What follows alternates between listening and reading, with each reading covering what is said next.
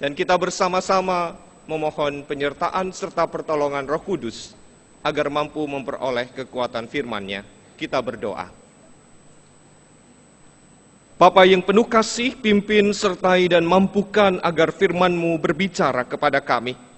Mampukan hamba-Mu untuk menyampaikan kebenaran, dan mampukan pula hamba-Mu untuk mendengar bersama dengan setiap orang yang menerima berita sukacita. Biarlah kami menyadari akan apa yang seharusnya kami wujudkan di tengah-tengah hidup yang kami jalani ini. Kami berdoa di dalam nama Tuhan kami, Yesus Kristus. Amin. Ibu Bapa dan saudara-saudara, saya berharap Ibu Bapa dan saudara-saudara sudah menandai bagian bacaan kita masing-masing dari Keluaran pasal 20 ayat yang ke-12, Ulangan 5 ayat 16, surat Paulus kepada Efesus, kepada jemaat di Efesus pasal yang ke-6 ayat 2 dan ayat yang ke-3.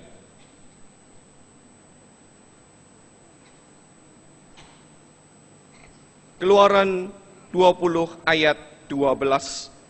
Hormatilah ayahmu dan ibumu, supaya lanjut umurmu di tanah yang diberikan Tuhan Allahmu kepadamu. Kita membuka kitab Ulangan, pasal yang ke-5, ayat 16.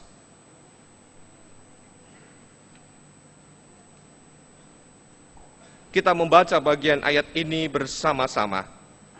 Hormatilah ayahmu dan ibumu, seperti yang diperintahkan kepadamu oleh Tuhan Allahmu, supaya lanjut umurmu dan baik keadaan di tanah yang diberikan Tuhan Allahmu kepadamu. Bagian bacaan yang ketiga, kita bersama-sama membuka dari apa yang dituliskan oleh Rasul Paulus kepada jemaat di Efesus, pasal yang ke-6, ayat 2 dan ayat yang ke-3. Hormatilah ayahmu dan ibumu.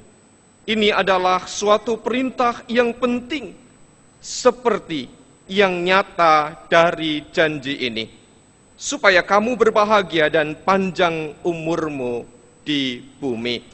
Demikianlah Ibu Bapa dan saudara-saudari yang terkasih, pembacaan firman Tuhan untuk kita pada sore hari ini. Berbahagialah orang yang mendengar firman Tuhan serta bersedia memeliharanya. Haleluya.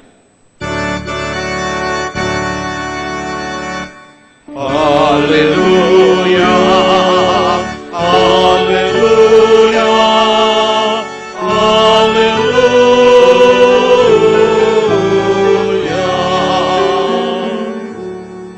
Ibu Bapak dan saudara-saudari yang terkasih, tahukah kita bahwa bulan Oktober ini merupakan bagian pelayanan gerejawi di lingkungan GKI dan juga saudara kita, Gereja Kristen Jawa, bulan keluarga.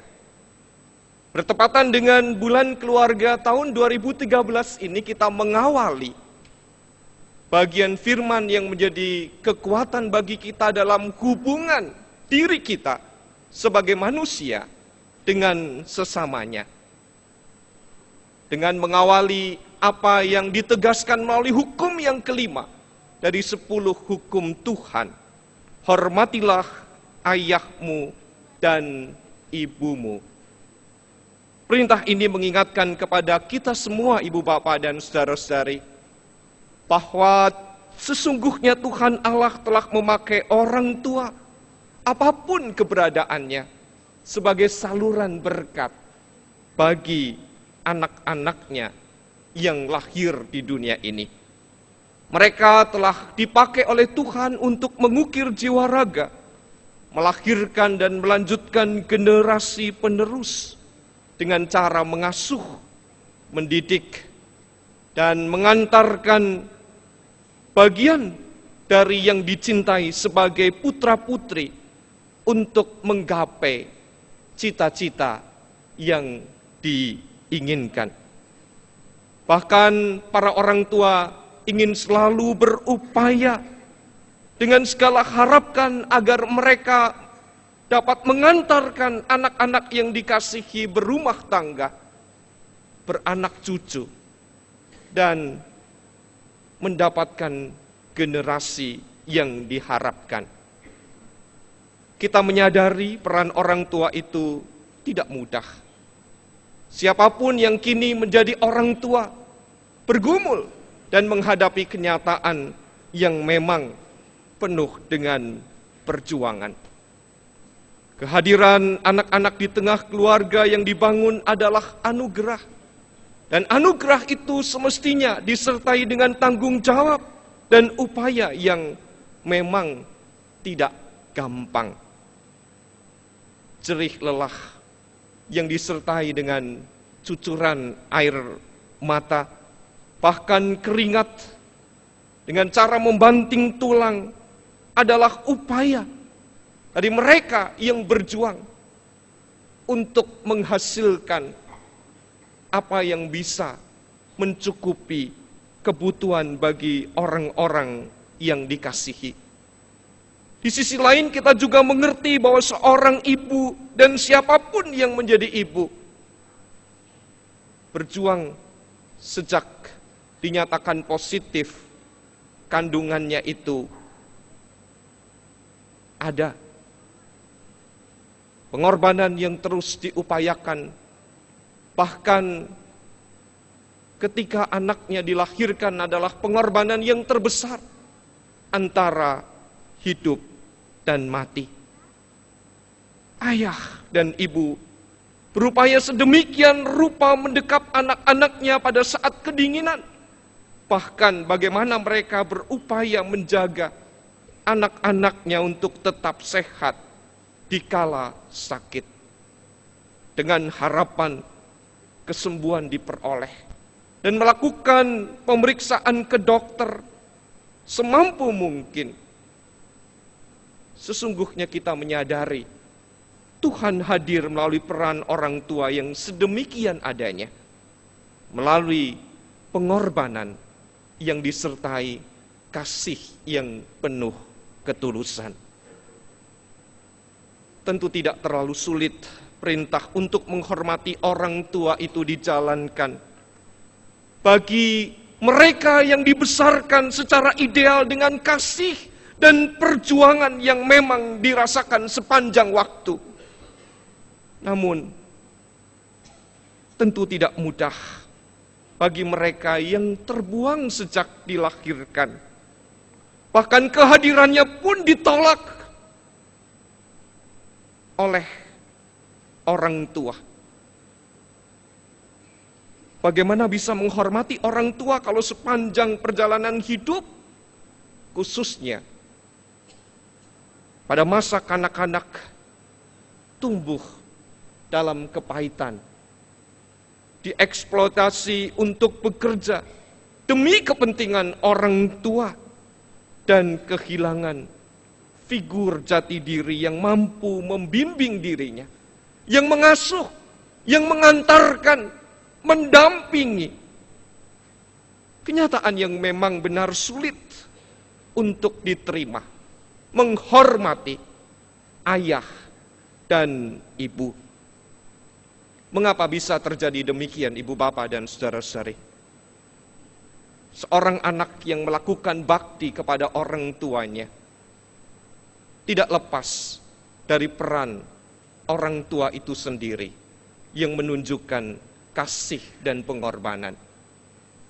Dalam tradisi Tionghoa selalu ditekankan, seorang anak tidak mungkin tumbuh untuk menghormati orang tua dan melakukan hao atau bakti jika orang tua itu tidak menjadi teladan. Oleh karena itu yang terjadi adalah anak-anak yang uhau, anak-anak yang tidak tahu bakti. Kenyataan inilah yang terjadi dan menjadi perenungan bagi kita semua.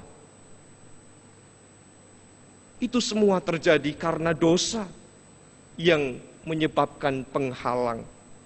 Orang tua yang gagal menjadi saluran berkat bagi anak-anaknya dan tidak mampu menghadirkan Tuhan yang berkarya di dalam dirinya.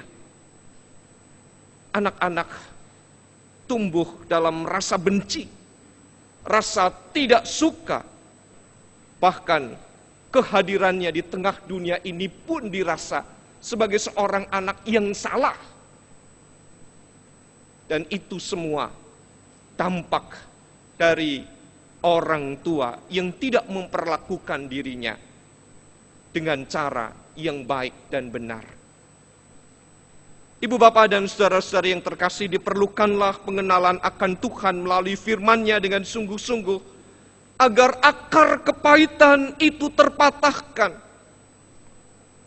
Tanpa pengenalan pada Tuhan sangatlah sulit kita menerima kenyataan dan memahami bahwa sesungguhnya ibu bapa juga sebagai orang yang berdosa jauh dari sempurna, jauh dari apa yang kita bayangkan secara ideal.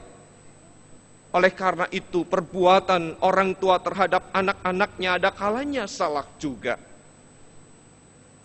Tidaklah patut sebagai anak mengumpat orang tuanya, mengata-ngatakan kata-kata yang tidak sepantasnya ditujukan kepada mereka. Diperlukanlah kesabaran untuk menaruh kasih dengan cara mengampuni, dengan cara mendoakan, dengan cara menghentikan akar pahit dan membuang akar pahit yang dimiliki. Namun persoalan ini bukanlah persoalan yang gampang untuk diwujudkan. Bagaimanapun juga di dalam segala kelemahan dan kekurangan, sebagai orang beriman, Tuhan telah menghadirkan kita sebagai bagian dari orang tua, karya, anugerah, walaupun ada dosa di dalamnya. Kita pun harus menyadari apapun keberadaan orang tua kita, kedudukan anak lebih rendah dari orang tua yang telah dipakai oleh Tuhan. Mereka tidak hanya dihormati, tetapi harus dikasihi dengan segenap hati, sama seperti kita mengasihi diri kita sendiri.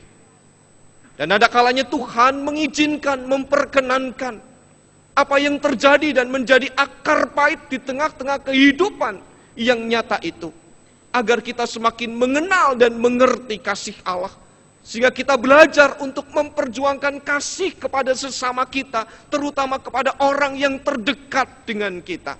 Sekalipun kita tersakiti, kita terbuang, kita diabaikan, dan kita diperlakukan dengan cara yang tidak baik.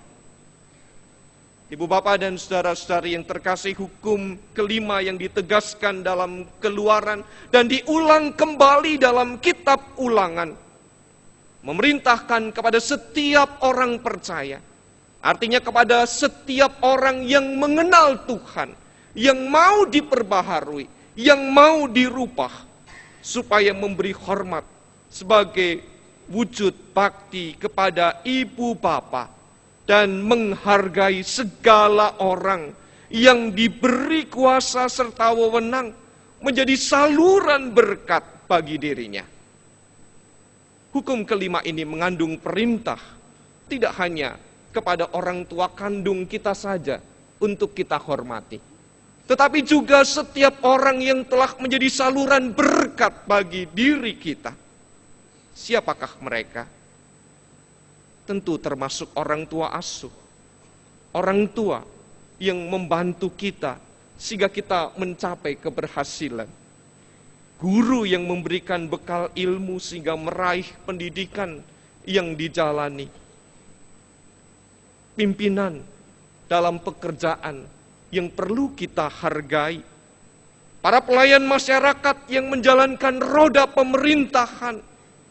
Bahkan juga pelayan jemaat Tuhan, yaitu para penatua dan pendeta, adalah bagian dari orang-orang yang semestinya dihargai dan dihormati.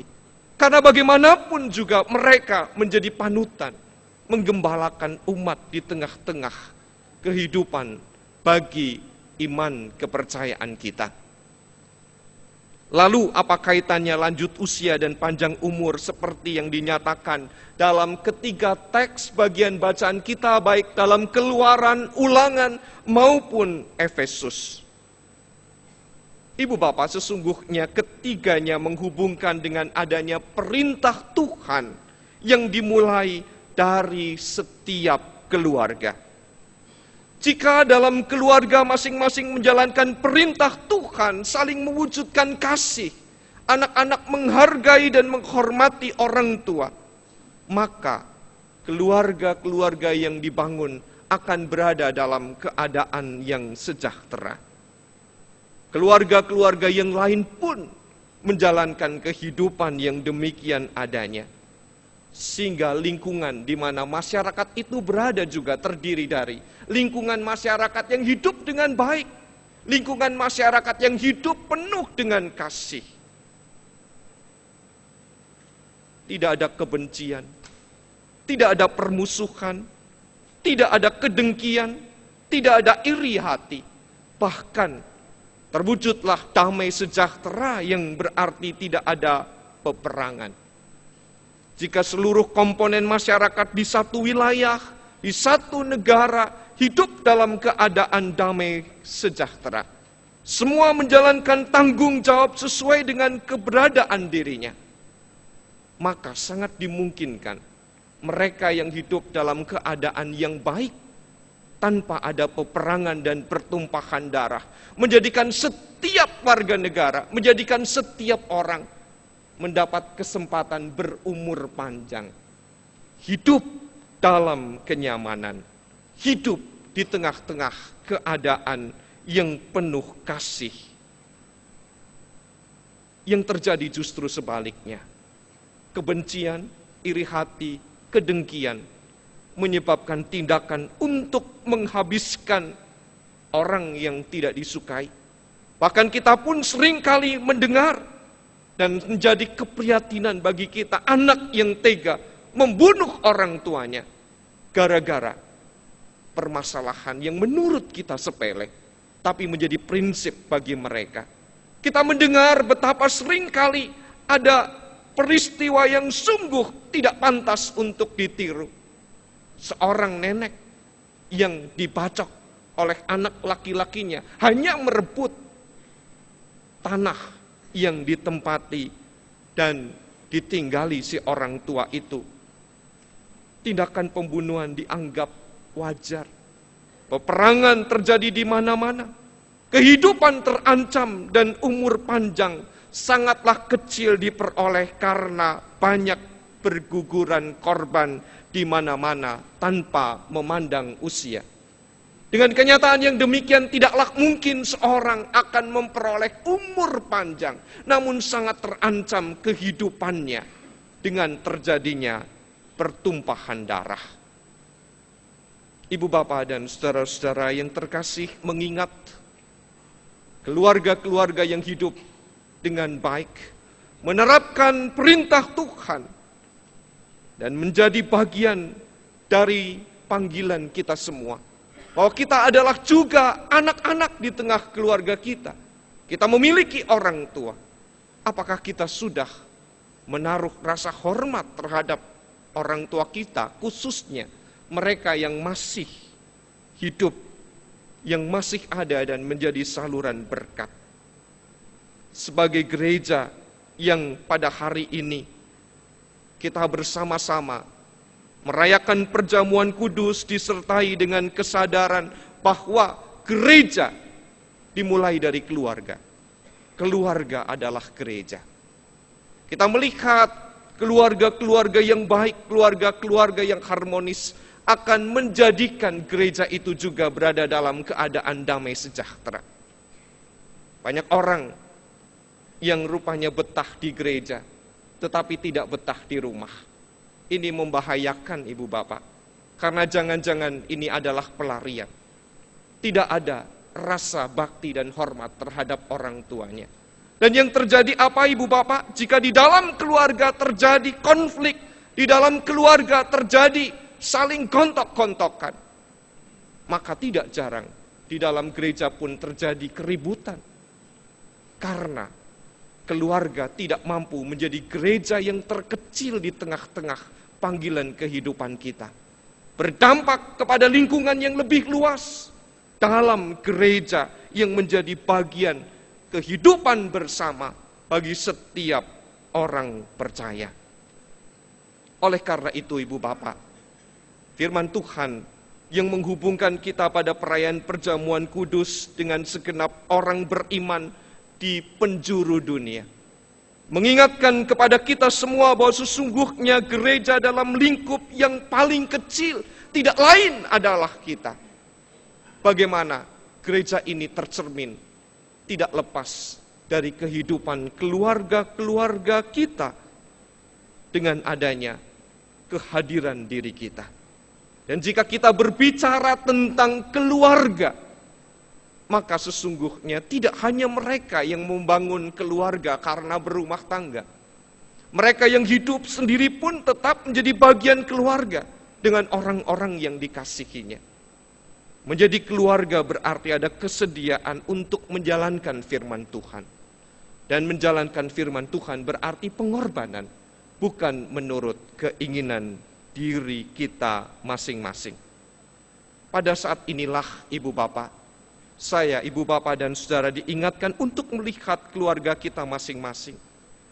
Apakah kita semua sudah menjalankan hukum yang kelima? Hormatilah ayahmu dan ibumu. Dan mengajarkan kita kepada anak-anak kita untuk melakukan kasih. Perjamuan kudus hari ini sekaligus menjadi tekad bagi kita semua agar kita mengasihi orang-orang yang pernah melukai kita, termasuk juga ayah dan ibu kita, agar dengan pengampunan yang kita wujudkan, hidup kita menjadi sejahtera dan berkat kita peroleh. Tuhan memberkati. Amin.